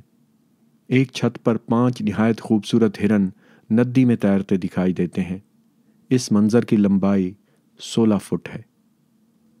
مگر لاسکا کا سب سے حیرت خیز منظر وہ ہے جو غار کے سب سے پوشیدہ، تاریک اور مشکل مقام پر بنایا گیا ہے۔ دراصل یہ 20 فٹ گہرا ایک کنواں ہے۔ کنویں کے ایک طرف کی دیوار کو کاٹ کر اس میں سیڑھیاں نکالی گئی ہیں۔ کنویں میں اترنے کا راستہ شاید یہی تھا۔ اس کنویں کی دیوار پر ایک آدمی کی اقلیدسی شکل سلہویٹ میں بنی ہے۔ اس کا سر اور چونچ پرندے کا ہے، البتہ نچلا دھڑ آدمی کا ہے۔ اس کے دونوں ہاتھ پھیلے ہوئے ہیں لیکن ہاتھوں میں انگلیاں فقط 4 ہی ہیں۔ اس کا عضو تناسل استادہ ہے اور وہ زمین پر گرتا نظر آتا ہے یا مردہ پڑا ہے۔ اس کی پشت کی جانب ذرا ہٹ کر ایک چھڑی زمین میں گڑی ہے۔ اس چھڑی پر ایک چڑیا بیٹھی ہے۔ اس چڑیا کا سر آدمی کے سر سے بہت مشابہ ہے۔ پاس ہی بھالا پھینکنے والا ایک اوزار پڑا ہے۔ اس اوزار سے زاویہ قائمہ بناتا ہوا ایک بھالا ہے جو ایک سیاہ رنگ کے بائسن کے پیٹ اور پیٹھ کے آر پار ہو گیا ہے۔ بائسن کی انتڑیاں باہر نکل آئی ہیں۔ اس کی دم اٹھی ہوئی ہے اور اس کی پیٹھ اور گردن کے بال کھڑے ہیں۔ اس کا سر حملے کے انداز میں جھکا ہوا ہے اور اس کی سینگوں کا رخ آدمی کی طرف ہے۔ اس کے پاؤں کی سختی اور اس کے جسم کا داخلی تناؤ بتا رہا ہے کہ وہ حملہ کرنے کے لیے بے چین ہے مگر حرکت سے معذور ہے۔ حملہ آور کے اندرونی تناؤ اور خارجی بے بسی کے درمیان جو تضاد ہے وہ اس تصویر سے نمایاں ہے۔ آدمی سے تھوڑے فاصلے پر ایک گینڈا بنا ہے جس کی پیٹھ آدمی کی طرف ہے اور وہ دور ہٹ رہا ہے۔ اس کے 2 سینگ ہیں۔ یہ غار کا واحد گینڈا ہے۔ گینڈے اور آدمی کے درمیان 6 بڑے بڑے سیاہ دھبے بنے ہیں، 2-2 کی قطار میں۔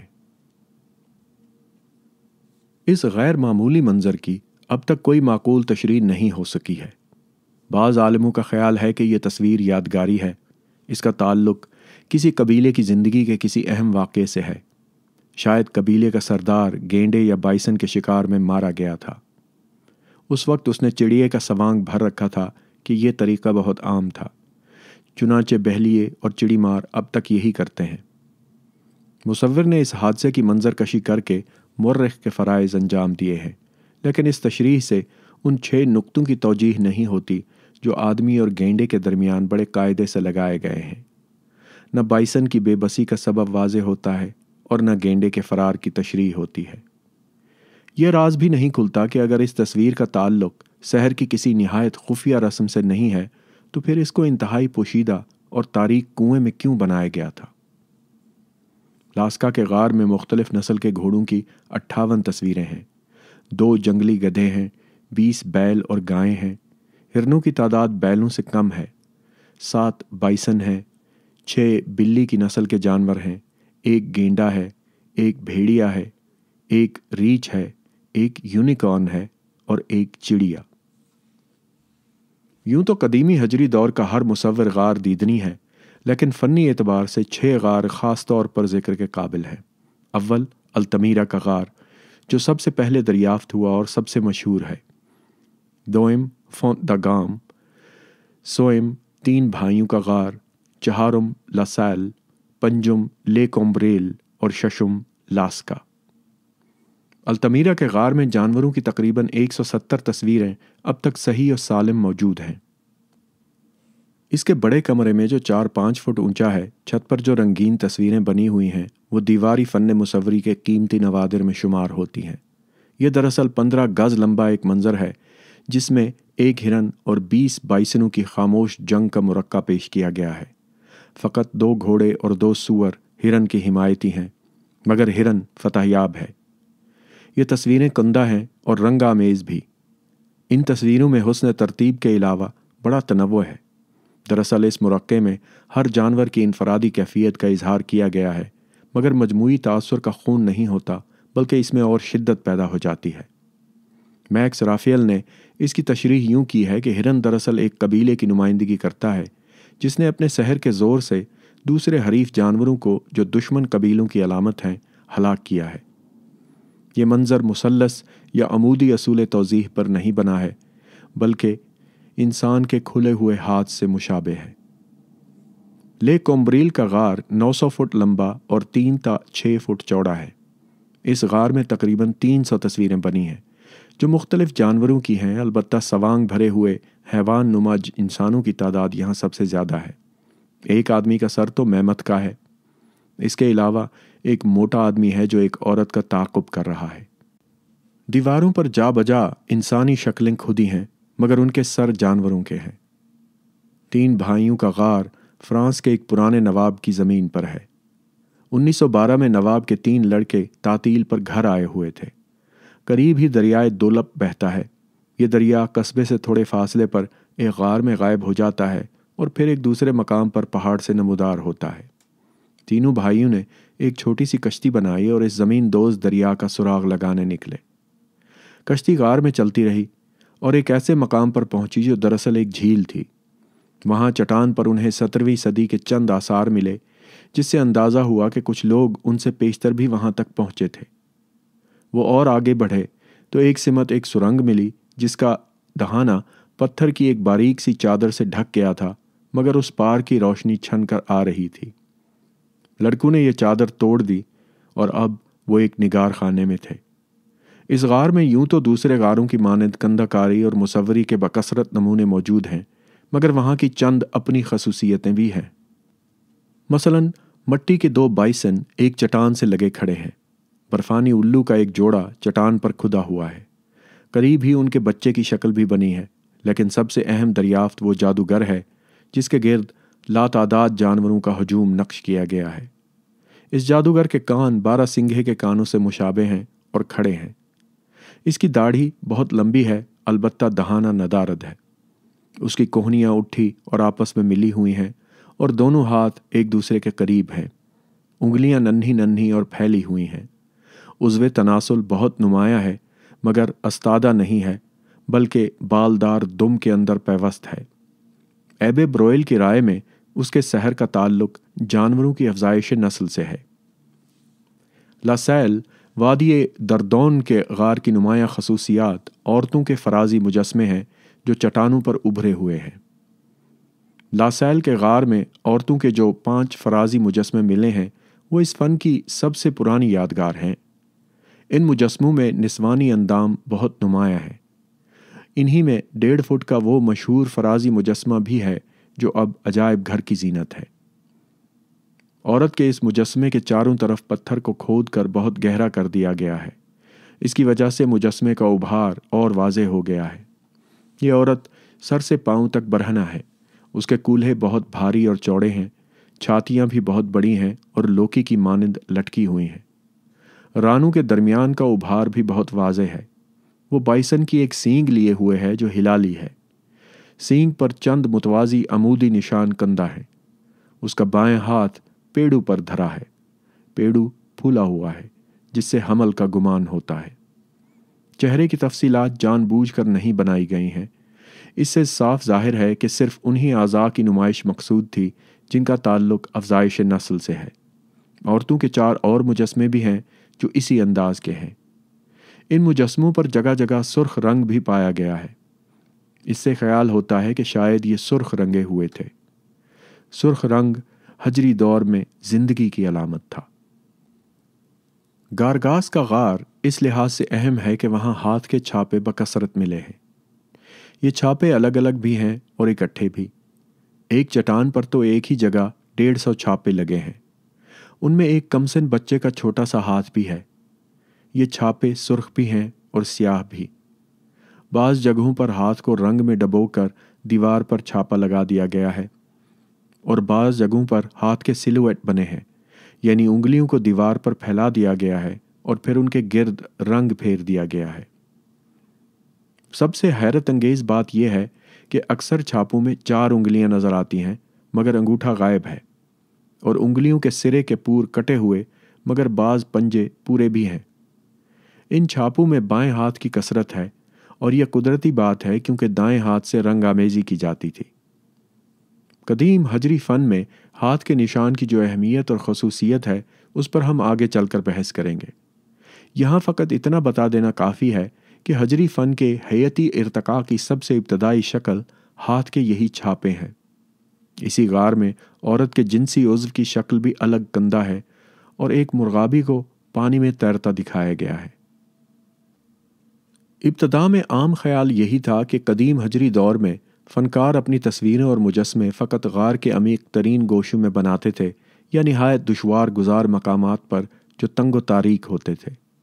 التمیرا اور اس قبیل کے غاروں سے یہی نتیجہ نکلتا ہے، مگر جنوبی اور مشرقی اسپین میں جو دریافتیں ہوئیں ان سے اس خیال کی تردید ہو گئی، کیونکہ ان خطوں میں بکثرت رنگین تصویریں زمین کے اوپر چٹانوں پر منقوش یا کندہ ملی ہیں۔ شاید اس عہد کے فنکاروں نے تصویریں غاروں کے اندر بھی بنائیں اور کھلی ہوئی چٹانوں پر بھی۔ جو تصویریں کھلی جگہوں پر تھیں وہ دھوپ، ہوا اور بارش کے سبب سے ضائع ہو گئیں، اور جو غاروں میں تھیں وہ موسمی اثرات سے محفوظ رہیں۔ یہ بھی قرینِ قیاس ہے کہ جو قبیلے غاروں کے اندر رہتے تھے اور جن کی بود و باش نسبتاً سخت ماحول میں تھی انہوں نے غاروں میں تصویریں بنائیں، اور جنوبی اسپین اور افریقہ کے لوگوں نے جو دوسری نسل سے تعلق رکھتے تھے اور نسبتاً گرم ماحول میں رہتے تھے کھلی ہوئی چٹانوں کو ترجیح دی۔ سطح زمین سے اوپر کی حجری تصویروں کو بناتے وقت شاید مصنوعی روشنی کی ضرورت نہ پڑی ہو، لیکن گہرے غاروں اور تاریک سرنگوں میں تو دن کے وقت بھی ہاتھ کو ہاتھ نہیں سوچتا کہ جائے کہ تصویر کشی اور کندہ کاری کرنا، اس لیے روشنی کا انتظام ضروری تھا۔ قدیم حجری دور میں روشنی کے لیے چراغ اور مشعل استعمال ہوتے تھے، ان میں چربی جلائی جاتی تھی۔ غاروں میں بکثرت ایسی چیزیں ملی ہیں جن سے چراغ یا مشعل کا کام لیا جاتا تھا۔ کئی مقامات پر پتھر کے ایسے دیے بھی دستیاب ہوئے ہیں جن میں چربی کے ٹکڑے اور جلی ہوئی بتیوں کے گل موجود تھے۔ اسی طرح جلی ہوئی لکڑی کے ٹکڑے بھی افراد سے ملے ہیں۔ قدیم حجری دور کے فنکار 3 بنیادی رنگ استعمال کرتے تھے: سرخ، زرد اور سیاہ۔ نیلے اور سبز رنگ کے آثار کہیں نہیں ملتے۔ شاید یہ لوگ نیلا اور سبز رنگ نہیں بنا سکتے تھے۔ یہ رنگ چونکہ جلد خراب ہو جاتے ہیں اس لیے یہ بھی ممکن ہے کہ ہزاروں سال بعد اب یہ اڑ چکے ہوں۔ یہ رنگ معدنی اشیاء سے بنائے جاتے تھے، نہ کہ نباتات سے۔ کالے رنگ کے لیے تو لکڑی کا کوئلہ یا چراغ کا دھواں موجود ہی تھا، البتہ سرخ اور زرد رنگ مینگنیز، سندور اور لوہے کے آکسائڈ سے بنائے جاتے تھے۔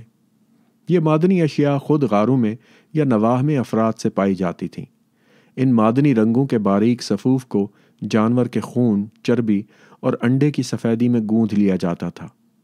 منہ قلم کی جگہ ابتدا میں انگلیوں سے کام لیا گیا، پھر درخت کی پتلی پتلی شاخوں یا پرندوں کے پر کو کچل کر ان سے پرکاز بنائے گئے۔ زیادہ باریک کام کے لیے ہڈی کی پتلی پتلی تیلیوں کو پتھر پر رگڑ کر نوک نکال لیتے تھے۔ ان رنگوں کو پتھر کی تھالیوں میں رکھا جاتا تھا۔ چنانچہ غاروں میں رنگوں کی تھالیاں اور برش کثرت سے ملے ہیں۔ کندہ کاری پتھر کے نکیلے ٹکڑوں سے کی جاتی تھی۔ یہ فن پارے ایک سال یا ایک صدی کے اندر نہیں بنائے گئے، بلکہ وہ انسان کی ہزاروں سال کی محنت کا ثمر ہے۔ شکاریوں کے قافلے آتے، چند مہینے یا چند سال ایک مقام پر رہتے، اپنی ضرورت، ذوق اور صلاحیت کے مطابق غاروں میں نقش و نگار بناتے اور پھر شکار کے تعاقب میں کسی اور سمت کی راہ لیتے۔ برسوں بعد وہاں کسی دوسرے قبیلے کا گزر ہوتا تو وہ ان غاروں کو دوبارہ روشن کرتا اور اپنی ضرورت اور صلاحیت کے مطابق تصویریں بناتا، کبھی پرانی تصویروں سے ہٹ کر، کبھی ان کے پہلو میں اور کبھی انہی کے اوپر۔ چنانچہ بعض غاروں میں تصویروں کے خط اور رنگ آپس میں اس طرح گڑمڑ ہو گئے ہیں کہ ان کو الگ کرنا بہت مشکل ہے۔ اس گڑمڑ کی وجہ سے تصویروں کو فنی نقصان ضرور پہنچا ہے، لیکن ماہرین آثار کے لیے اب ان تصویروں کے مختلف عہد اور ادوار متعین کرنا آسان ہو گیا ہے۔ مثلاً ایبے بروئل اور اوپر مائر نے فقط فونت دے گام کے غار میں 7 مختلف ادوار کا سراغ لگایا ہے۔ بعض غاروں میں تو 13-14 ادوار کے آثار موجود ہیں، لیکن ہنوز یہ بات یقین سے نہیں کہی جا سکتی کہ ان ادوار میں 100 سال کا فرق ہے یا 1000 سال کا۔ بعض اوقات یوں بھی ہوا کہ ایک قبیلے نے چند تصویریں بنائیں اور رخصت ہو گیا، اور جب دوسرا قبیلہ آیا تو اس نے ان تصویروں کو جوں کا توں رہنے دیا، البتہ چند تصویروں کا اضافہ کر کے ایک نیا منظر ترتیب دے دیا۔ بہرحال قدیم ہجری دور کے اس فن نے ارتقاء کی خواہ کتنی منزلیں کیوں نہ طے کی ہوں، اور وقت اور قبیلوں کے فرق کے سبب سے خواہ اس فن میں کتنی تبدیلیاں کیوں نہ آئی ہوں، مگر ان کے فن کی غرض و غایت اور نوعیت اور خصوصیت میں کبھی فرق نہیں آیا، اور نہ اس کی بنیادی ہیئت بدلی۔ ہر دور میں اس آرٹ کا محور، مرکز اور محرک شکاری جانور ہی رہا، وہ جانور جس کی افزائش نسل پر اور جس کے شکار پر خود انسان کی پوری زندگی کا دار و مدار تھا۔ اس پورے عہد میں جانوروں کی جو شکلیں بنائی گئیں وہ اصل کے عین مطابق ہیں، بالکل سچی اور نمائندہ تصویریں۔ یہ دوسری بات ہے کہ ابتدائی زمانے میں ناتجربہ کاری کے باعث یہ تصویریں نسبتاً بھونڈی اور ناقص تھیں۔ ان تصویروں کی عمر کی بابت اندازہ لگایا گیا ہے کہ ان میں سب سے قدیم وہ ہیں جو کم سے کم 40,000 سال پرانی ہیں، اور جدید سے جدید نقش و نگار بھی 10,000 برس پرانے ضرور ہیں۔ قدیم ہجری دور میں مصوری، کندہ کاری اور مجسمہ سازی کے فن کی ابتدا کیسے ہوئی؟ انسان نے سب سے پہلا نقش کیوں اور کیوں کر بنایا؟ وہ کون سے محرکات تھے جنہوں نے اسے اس ایجاد پر آمادہ کیا؟ کیا وہ پیدائشی فنکار تھا اور نقش کری اس کی فطرت اور جبلت میں داخل تھی، یا خارجی حالات و اثرات نے اس میں یہ شعور پیدا کیا؟ کیا کسی وجدانی اور غیر شعوری جذبے نے اس میں تصویر کشی کی امنگ پیدا کی اور اس نے دیواروں پر خط اور رنگ کے حسین مرکب بنانے شروع کر دیے، یا اس تخلیق فن کے اسباب مادی اور تاریخی ہیں؟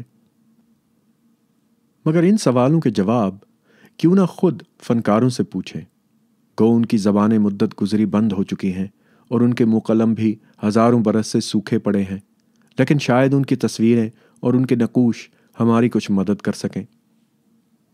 غاروں کے نقش و نگار کا بغور مطالعہ کرنے سے پیشتر ہمیں ایک نہایت اہم نقطہ ذہن نشین کر لینا چاہیے۔ وہ یہ ہے کہ مصوری کے فن کو ایجاد کرتے وقت انسان کو قطعاً یہ احساس نہ تھا کہ وہ کسی فن کی داغ بیل ڈال رہا ہے۔ ٹی ایس ایلیٹ نے کلچر کی بحث میں ایک جگہ لکھا ہے کہ کلچر بسا اوقات وہ لوگ تخلیق کرتے ہیں جن کو خبر بھی نہیں ہوتی کہ وہ کلچر تخلیق کر رہے ہیں۔ یہی حال قدیم ہجری دور کے انسان کا تھا۔ وہ نہ تو فن کی اصطلاح سے واقف تھا اور نہ فن کی خاطر فن پیدا کر رہا تھا۔ آئیے اب ایک غار میں چلیں۔ اس غار میں آپ کو چٹانوں پر چند نشان کھدے ہوئے نظر آئیں گے۔ یہ نشان آدمیوں نے نہیں بنائے، بلکہ برفانی عہد کے بڑے بڑے ریچھوں نے اپنے ناخنوں سے کھودے تھے۔ ریچھ قدیم ہجری دور کے انسانوں کا ہم اثر تھا اور آدمیوں کی مانند غاروں میں رہتا تھا۔ وہ اپنے سامنے کے پنجوں کو تیز یا صاف کرنے کی خاطر چٹان پر رگڑتا تھا۔ اس کے پنجے اتنے مضبوط اور اس کے دانت اتنے تیز تھے کہ ان کو رگڑنے سے پتھر پر نشان پڑ جاتے تھے۔ اب ذرا ان نشانوں کا مقابلہ ان نشانوں سے کیجیے جو التمیرا کے غار میں انسان نے اپنی انگلیوں سے دیوار کی مٹی پر کھینچے ہیں۔ ریچھ نے ناخنوں سے جو کیاریاں بنائی ہیں اور انسان نے جو جلیبیاں اور سوئیاں بنائی ہیں، ان میں بڑی مشابہت پائی جاتی ہے۔ اسی بنا پر علماء آثار قدیمہ کا خیال ہے کہ قدیم انسان نے ریچھ کی دیکھا دیکھی یہ نشان بنائے تھے۔ مگر انسان نے ریچھ کی نقل کیوں کی؟ اس لیے کہ اس نے ریچھ میں اور اپنے آپ میں بہت سی باتیں مشترک پائیں۔ ریچھ انسان کی مانند غار میں رہتا تھا۔ اس کے جسم پر بھی بڑے بڑے بال تھے۔ وہ اپنے سامنے کے پاؤں سے قریب قریب وہی کام لیتا تھا جو انسان اپنے ہاتھوں سے لیتا تھا۔ شاید اس کے بڑے بڑے ناخنوں والے بالدار ہاتھ ریچھ کے ناخن اور پنجوں سے ملتے جلتے ہوں۔ ریچھ انسان کی مانند پاؤں پر کھڑا ہو جاتا تھا، انسان ہی کی طرح درختوں پر چڑھ کر پھل توڑتا تھا اور جانوروں کا شکار کرتا تھا، مگر بہت سی باتوں میں وہ انسان سے افضل تھا۔ مثلاً وہ انسان سے کہیں زیادہ طاقتور تھا۔ ریچھ کی جنسی قوت کی جو حکایتیں سنی جاتی ہیں، ممکن ہے قدیم انسان نے اس قوت کا مشاہدہ بھی کیا ہو۔ شاید قدیم انسان نے ریچھ کی جسمانی طاقت کا مرکز اس کے ہاتھوں اور ناخنوں کو سمجھا ہو اور یہ سوچا ہو کہ اگر میں بھی پتھر پر انگلیوں سے نشان بناؤں تو میرے ہاتھوں میں بھی وہی طاقت آ جائے گی جو ریچھ میں ہے۔ چنانچہ اوبر میسر کہتا ہے، ان جھجکے سے ناقص نشانوں کی ابتدا بلا شبہ خارجی اثرات سے ہوئی۔ اس کے لیے ہمیں کم سے کم مغربی یورپ میں غار میں رہنے والے ریچھ کا ممنون ہونا چاہیے، مگر اس سے یہ بھی ثابت ہو جاتا ہے کہ انسان کے تحت الشعور میں فنی رجحان پہلے سے موجود تھا۔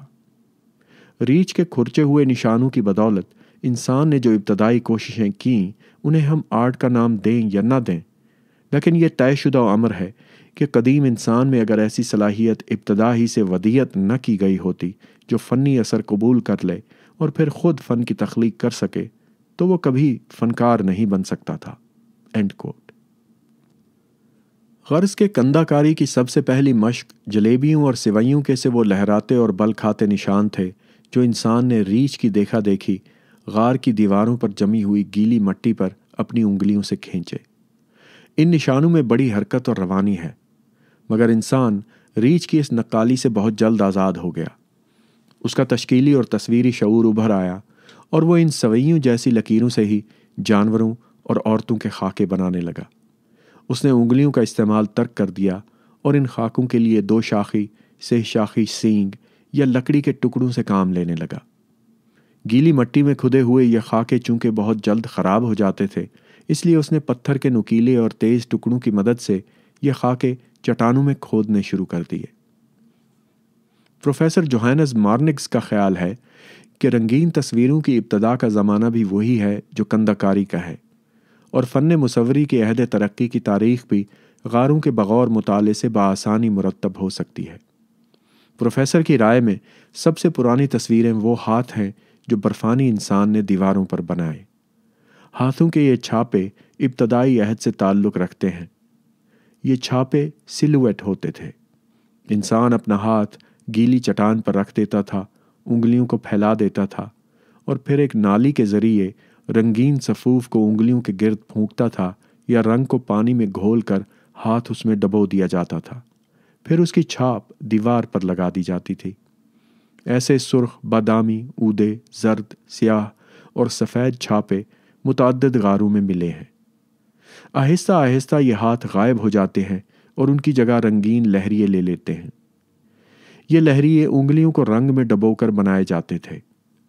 ابتدا میں بھری مٹی پر انگلیوں سے جو بے رنگ نشان کھینچے جاتے تھے، ان کے مقابلے میں یہ رنگین نشان زیادہ جاذب نظر ہوتے ہوں گے، اور غار کے اندھیرے میں سرخ اور زرد رنگوں کی چمک کا اثر ابتدائی انسان کے جذبات اور احساسات پر بہت شدید ہوتا ہوگا۔ ان لہریوں کے درمیان جانوروں کی ابتدائی شکلیں بھی ملنے لگتی ہیں۔ شروع میں جانوروں کی یہ شکلیں دراصل خاکے ہیں جن کے لیے 2 یا 3 متوازی لکیروں سے کام لیا گیا ہے۔ تب کہیں واحد لکیروں کی باری آئی ہے۔ یہ واحد لکیریں بھی پہلے موٹی ہیں، پھر پھیکی پھیکی سی، جیسے کسی نے انہیں سوختے سے خشک کیا ہو، اور تب وہ باریک ہوتی گئی ہیں۔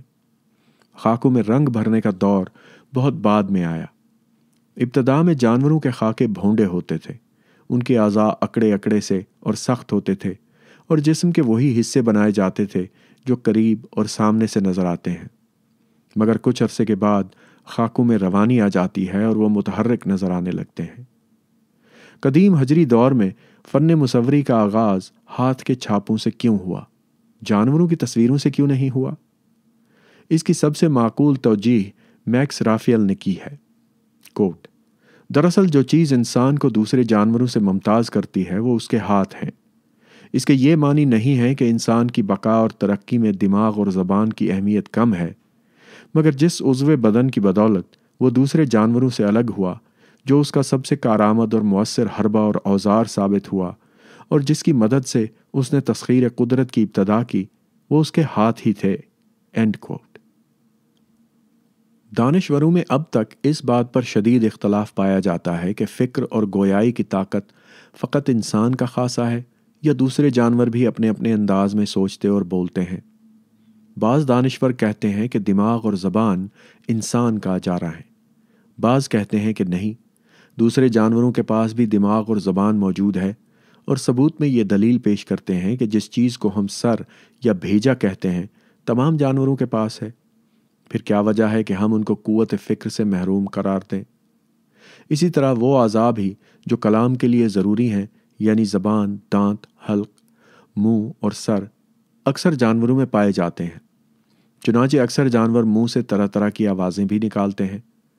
لہٰذا فقط اس بنا پر کہ ہم ان آوازوں کا مفہوم نہیں سمجھ سکتے، ہم ان کو بے زبان کہنے کا حق نہیں رکھتے۔ مگر اس بات پر تمام دانشوروں کا اتفاق ہے کہ جس عضو بدن کو ہم ہاتھ کہتے ہیں وہ فقط انسان کو نصیب ہے، اور اس عضو سے جو کام انسان لیتا ہے دوسرا کوئی جانور اپنے کسی عضو سے نہیں لے سکتا۔ دراصل انہی ہاتھوں نے انسان کو صحیح معنی میں انسان بنایا۔ ان ہاتھوں کی سب سے بڑی خصوصیت یہ ہے کہ ان کے ذریعے انسان نے تخلیق کا عمل شروع کیا۔ اس نے ان کی مدد سے نئی چیزیں پیدا کیں۔ دنیا کا کوئی دوسرا جانور مظاہر قدرت میں کوئی تبدیلی نہیں کر سکتا، بلکہ اس کی اطاعت پر مجبور ہے، کیونکہ وہ خود کوئی چیز پیدا کرنے اور بنانے پر قادر نہیں ہے۔ اس کے برعکس انسان پیدا آور جانور ہے۔ اس نے پتھر کے ٹکڑوں کو رگڑ کر آگ پیدا کی ہے، آلات و اوزار بنائے ہیں، پوشاک تیار کی ہے، مٹی کے برتن گھڑے ہیں، زمین کھود کر نئی فصلیں اگائی ہیں، اونچی اونچی عمارتیں کھڑی کی ہیں، تحریر کا فن ایجاد کیا ہے، کارخانے اور فیکٹریاں تعمیر کی ہیں، اور برقی اور ایٹمی طاقت پیدا کی ہے۔ اور یہ ساری تخلیقیں اور ایجادیں براہ راست ہاتھوں سے ہوئی ہیں۔ ہزاروں سال پیشتر کا ابتدائی انسان دماغ کے پراسرار اور پوشیدہ عمل سے واقف نہیں ہو سکتا تھا، اور نہ وہ ذہن اور ہاتھوں کے تخلیقی عمل میں جو رشتہ ہے اس کا ادراک کر سکتا تھا۔ البتہ وہ ہاتھوں کی موجز نمائیوں کو دیکھ سکتا تھا، محسوس کر سکتا تھا۔ اس کا سارا سرمایہ حیات واقعی یہی ہاتھ تھے۔ پھر وہ اس دولت آفریں عضو بدن کو سحر سے معمور کیوں نہ خیال کرتا۔ ہاتھ اس کے نزدیک جسمانی طاقت کی علامت ہے، اس لیے بڑی اہمیت رکھتے تھے۔ سب سے بڑی بات یہ ہے کہ وہ ہاتھوں ہی سے شکار کرتا تھا۔ چنانچہ اس کی منطق یہ تھی کہ اگر کسی ترکیب سے ہاتھوں کی تعداد بڑھائی جا سکے تو شکار کی تعداد بھی بڑھ سکتی ہے۔ چھاپے چونکہ ہاتھ کا ہو بہو عکس ہوتے تھے، اس لیے قدیم انسان کے نزدیک ان میں ہاتھوں کی تاثیر کا ہونا لازمی تھا۔ وہ چھاپوں کو بے جان تصویریں نہیں سمجھتا تھا، کیونکہ جاندار اور بے جان کے فرق سے ہنوز اس کا ذہن ناآشنا تھا۔ کوئی فن ایک دن میں نہیں آتا، بلکہ اس کو سیکھنے کے لیے پیہم مشق کرنی پڑتی ہے۔ آج کل تو خیر حصول فن کے لیے درسگاہیں موجود ہیں، جہاں کہنہ مشق استاد اپنے نوآموز شاگردوں کو فن کی تعلیم دیتے ہیں۔ مگر کیا اب سے 40,000 سال پیشتر بھی استاد اور مدرسے ہوتے تھے؟ شواہد کہتے ہیں کہ استاد و شاگرد کا رشتہ اس وقت بھی موجود تھا، اور قبیلے کے نوجوانوں کو مصوری اور کندہ کاری کا فن باقاعدہ سکھایا جاتا تھا۔ مثلاً لیمویل کے غار میں ایک ہی مقام پر پتھر کی 137 چھوٹی چھوٹی تختیاں ملی ہیں جن پر نقاشی کی مشق کی گئی ہے۔ ان میں بعض خاکے بہت اچھے ہیں اور بعض بے حد ناقص۔ ان پر جا بجا کسی استاد کی اصلاح بھی نظر آتی ہے۔ اسی طرح پاریالو اسپین کے غار میں پتھر کی 1430 تختیاں ملی ہیں جن پر تصویریں کھدی یا بنی ہیں۔ پتھر کا ایک ایسا ٹکڑا بھی ملا ہے جو تصویروں سے لپا ہوا ہے، الٹی سیدھی آڑی ترچی اوپر تلے پشت پر۔ غرض کے سیکھنے والے نے اس ایک ٹکڑے پر لا تعداد شکلوں کی مشق کی ہے۔ ہونہار شاگرد تعلیم سے فارغ ہو کر خود استاد بن جاتے تھے۔ سحر کی رسوم بھی یہی فنکار ادا کرتے تھے۔ ابتدا میں ان ساحروں اور فنکاروں کی حیثیت قبیلے کے دوسرے افراد سے مختلف نہ تھی اور نہ انہیں خاص رعایتیں حاصل تھیں، مگر فن کے تقاضے اور ادائیگی رسوم کی ضرورتیں بڑھیں تو ساحروں کو شکار یعنی حصول غذا کے فرائض سے مستثنیٰ کر دیا گیا۔ وہ اپنے سحر اور فن کے ذریعے قبیلے کو شکار حاصل کرنے میں مدد دیتے تھے، اور قبیلہ اس کے عوض ان کو غذا فراہم کرتا تھا۔ غاروں کے نقش و نگار خود پکار پکار کر کہہ رہے ہیں کہ ہم اناڑی ہاتھوں کی تخلیق نہیں ہے، بلکہ ہمیں بڑے کہنہ مشق استادوں نے بنایا ہے۔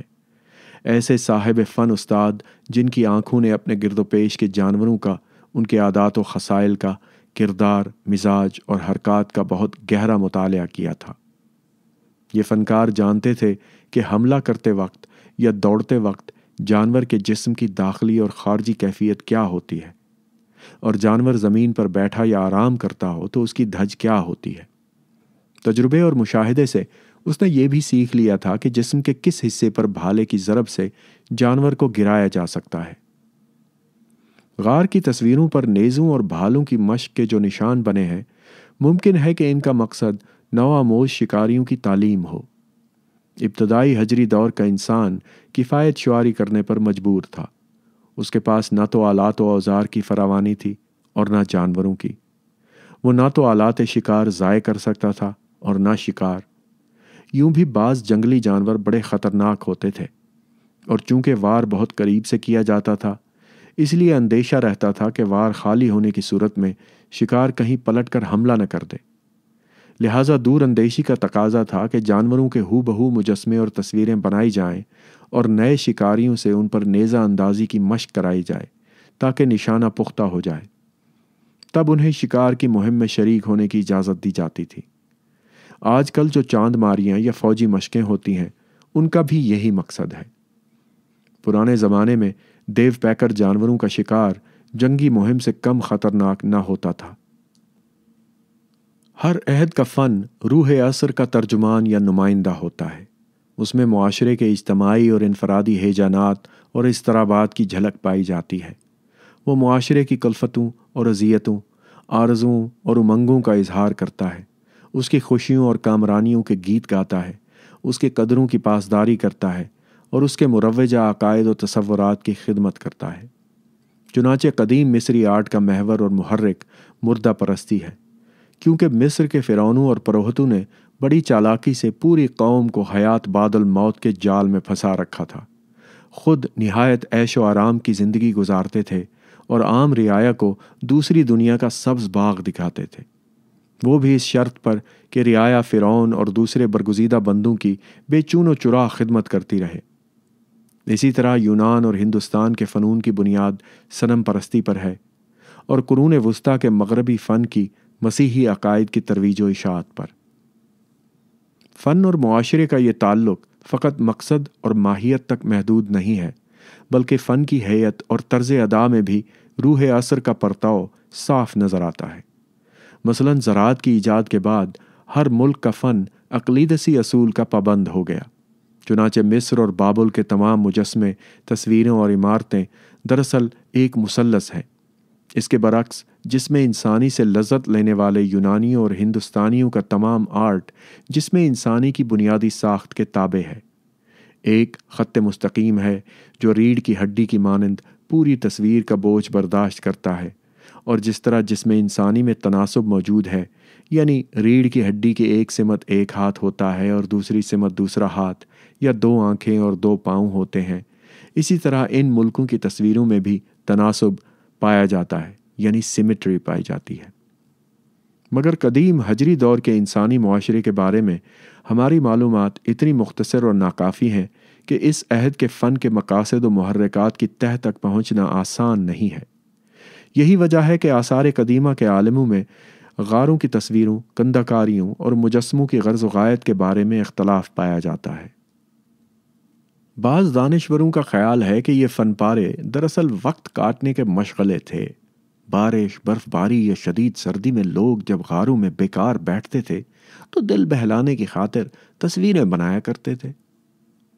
اسی سے ملتا جلتا وہ دبستان فکر ہے جس کا خیال ہے کہ یہ تصویریں فقط ذوق جمال کی تسکین اور اظہار حسن کے جذبے کے تحت بنائی گئیں۔ ان تصویروں کا مقصد فقط غاروں کی آرائش و زیبائش تھی۔ مگر ان جمالیاتی اور تفریحی نظریوں کے خلاف بکثرت داخلی اور خارجی شہادتیں موجود ہیں۔ اول یہ کہ قدیم انسان نے یہ تصویریں ان غاروں میں نہیں بنائیں جن میں وہ رہتا تھا۔ اس کا ثبوت یہ ہے کہ مصور غاروں میں بود و ماند کے کوئی آثار نہیں ملتے۔ وہاں نہ جانوروں کی ہڈیاں پائی گئی ہیں اور نہ کوئلے اور راکھ کے ڈھیر۔ اس کے برعکس فنکاروں نے بسا اوقات غیر آباد غاروں کے کسی نہایت تاریک اور تنگ گوشے کو چنا ہے۔ ان غاروں میں روشنی کا گزر نہ تھا۔ وہاں پہنچنے کے لیے انہیں رینگ کر جانا ہوتا تھا اور تصویر بنانے کے لیے زمین پر لیٹ کر کام کرنا ہوتا تھا۔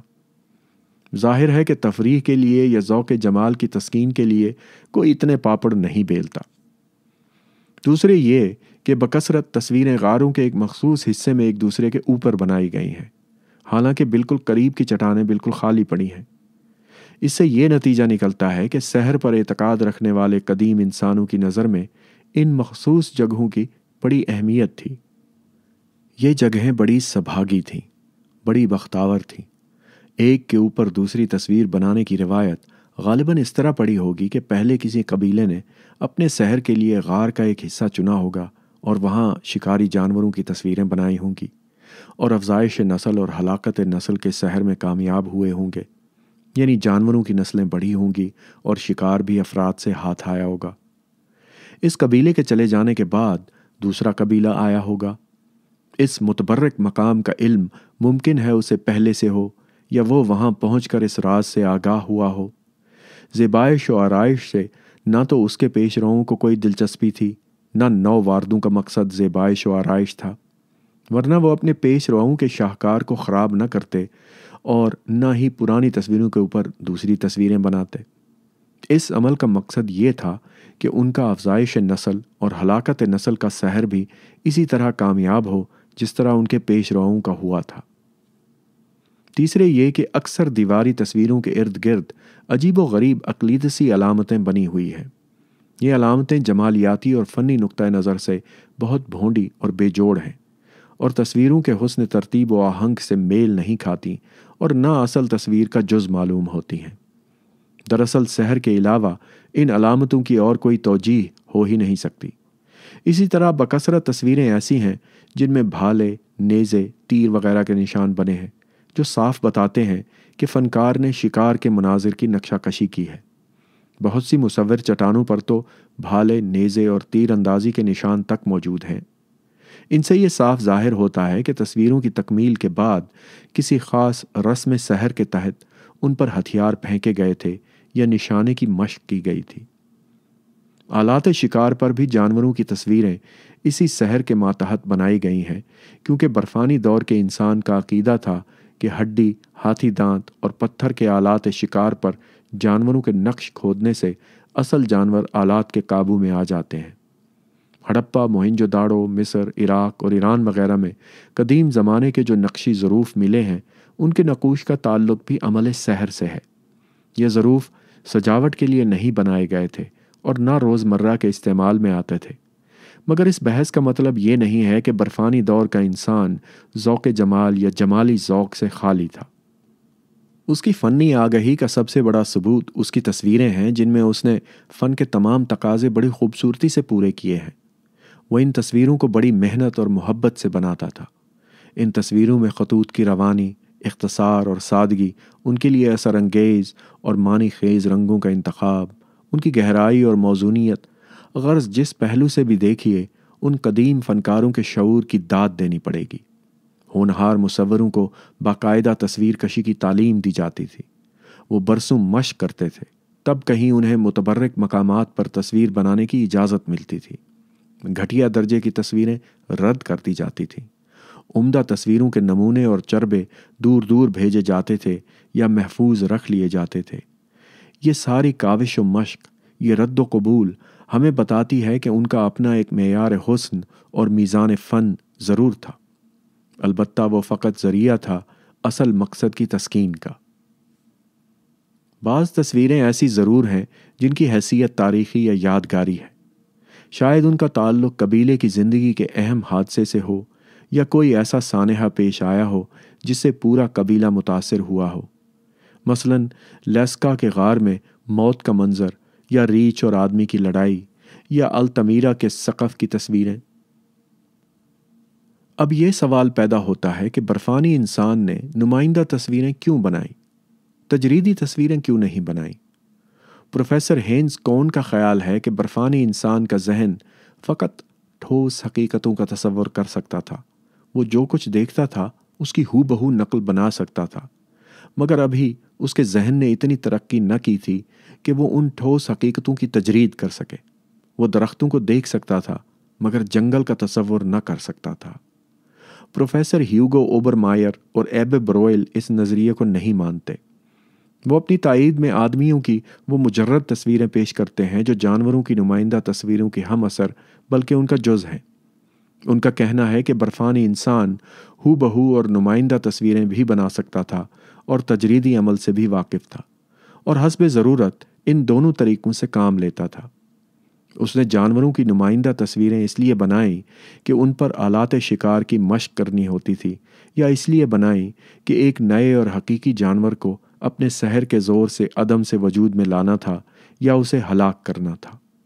برفانی انسان کی مثال اس ریڈ انڈین کی ہے جس نے ایک آرٹسٹ کو بائسن کی تصویریں بناتے دیکھ کر شکایت کی تھی کہ تم نے ہمارے کئی بائسن اپنی کتاب میں بند کر لیے ہیں۔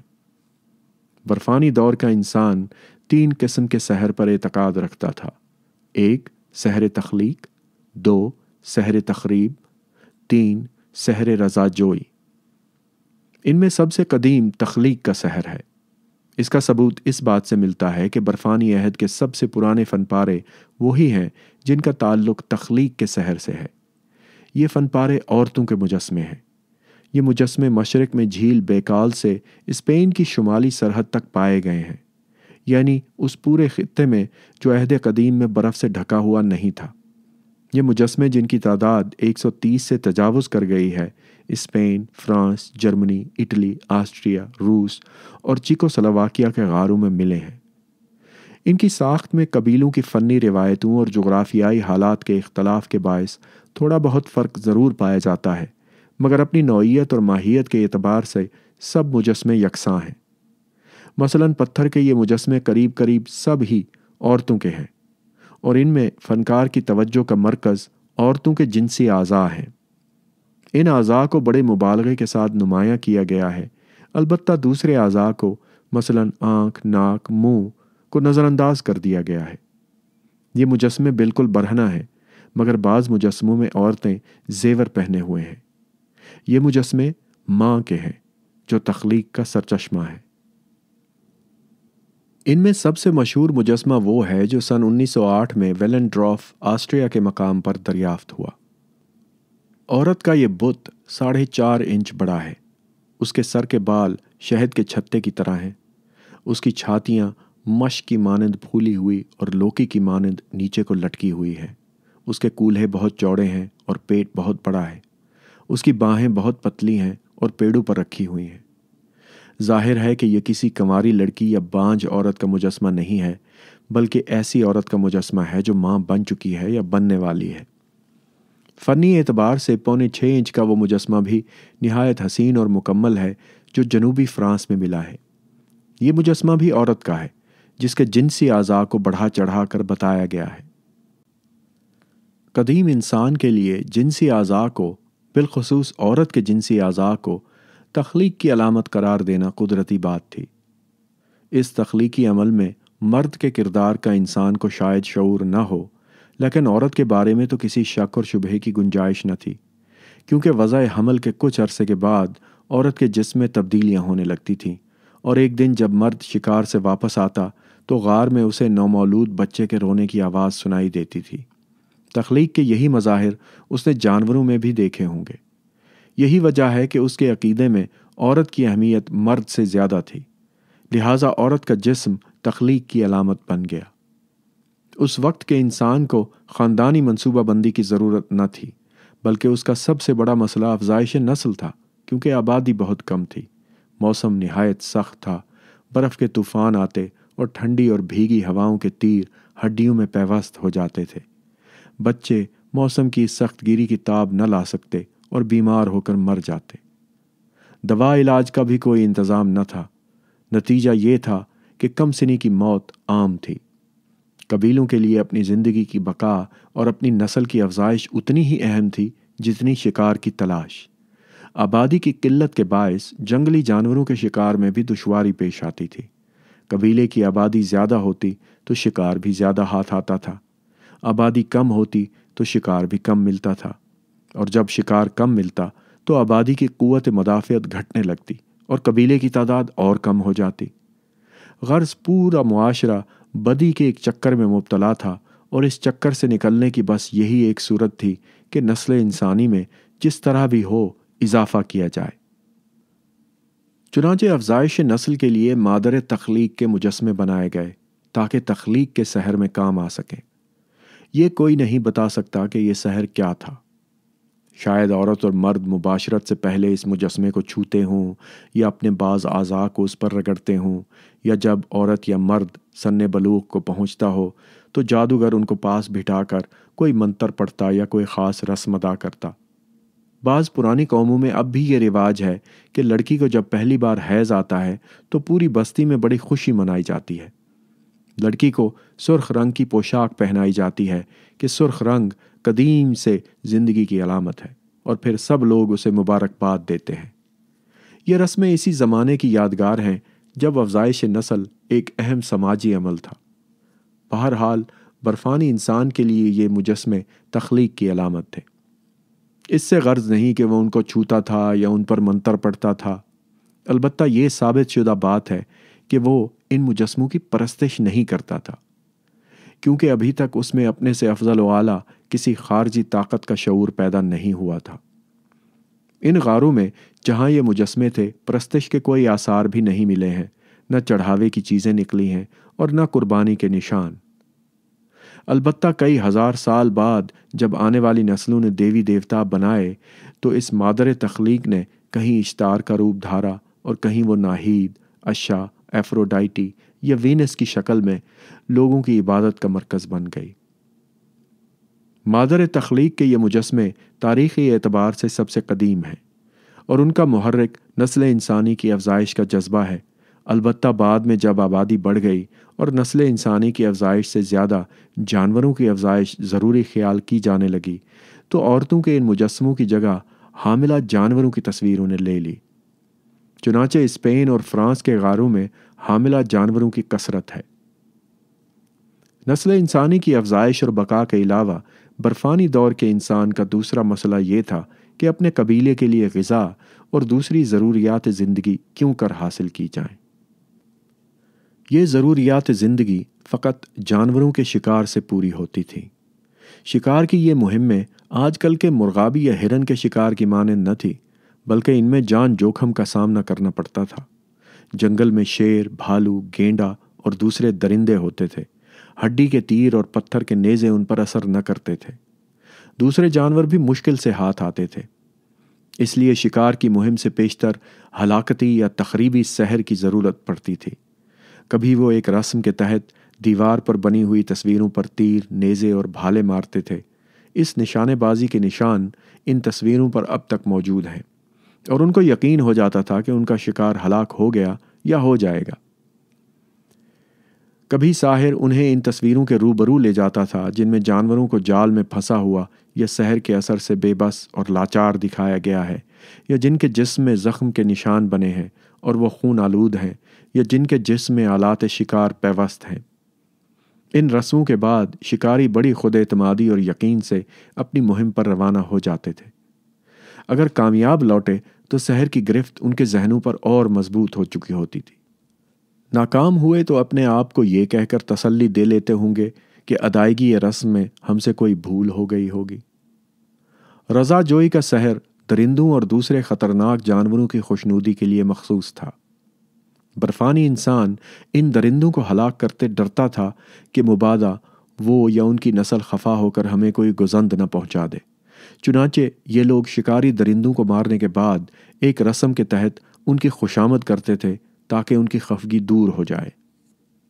فرانس کے غار میں مٹی کا بنا ہوا ریچھ کا ایک مجسمہ ملا ہے جس کا سر ندارد ہے، البتہ اس کی گردن کے پاس خون کے نشان ہیں اور آس پاس کئی ریچھوں کی کھوپڑیاں پڑی ہیں۔ علماء آثار نے اس سے یہ نتیجہ نکالا ہے کہ برفانی انسان ریچھ کا شکار کرنے کے بعد اس کا سر، جسے وہ جسم کا سب سے اہم حصہ سمجھتا تھا، مٹی کے دھڑ سے جوڑ دیتا تھا اور یہ سمجھ لیتا تھا کہ ریچھ کو اس کے ہاتھوں کوئی ضرر نہیں پہنچا ہے بلکہ وہ دوبارہ زندہ ہو گیا ہے۔ تب وہ ریچھ کے جسم کو کھا لیتا تھا اور اس کی کھال سے اپنے لیے پوشاک تیار کرتا تھا۔ کتنا کارآمد تھا یہ سحر! التمیرا کے سقف میں اسی طرح بائسنوں کی رضا جوئی کی نقشہ کشی کی گئی ہے۔ چین اور جاپان کی پرانی رسم ہے کہ باورچی سبزیوں کو پکانے سے پہلے میز پر کرینے سے سجا دیتے ہیں اور ان کے سامنے دو زانو بیٹھ کر اور ہاتھ جوڑ کر سبزیوں سے معافی کی دعا مانگتے ہیں۔ قدیم حجری دور کے ہم پر بڑے احسانات ہیں۔ اس دور میں انسان جانور سے آدمی بنا، تہذیب کی ابتدا ہوئی، آدمی نے آگ کا استعمال معلوم کیا، آلات اور اوزار بنائے، تسخیر قدرت کی کوششیں شروع کیں اور مادے کی ہیئت و ماہیت میں تبدیلیاں کر کے سائنس کی جانب پہلا قدم اٹھایا۔ اس نے مصوری اور مجسمہ سازی جیسے دو نہایت دلکش فن ایجاد کیے۔ حجری انسان کی فنی تخلیقات کی دریافت سے ہمارے تہذیبی سرمایے میں گراں قدر اضافہ ہی نہیں ہوا ہے، بلکہ جدید انسان کا نقطۂ نظر بھی بدلا ہے۔ ان دریافتوں سے پیشتر دور حاضر کے لوگ حجری دور کے انسانوں کو جنگلی اور وحشی خیال کرتے تھے اور ان کو جمالیاتی ذوق اور لطیف احساسات سے قطعاً عاری سمجھتے تھے۔ غاروں کے حسین نقوش نے ثابت کر دیا کہ حجری انسان کا تخلیقی شعور بیدار ہو چکا تھا۔ اس کا عزم جوان تھا اور ہمت شکن حالات کے آگے سپر ڈالنے کی بجائے وہ بڑی خود اعتمادی سے ان حالات کا مقابلہ کرتا تھا اور ان کو بدلنے میں حتی المقدور کامیاب بھی ہوتا تھا۔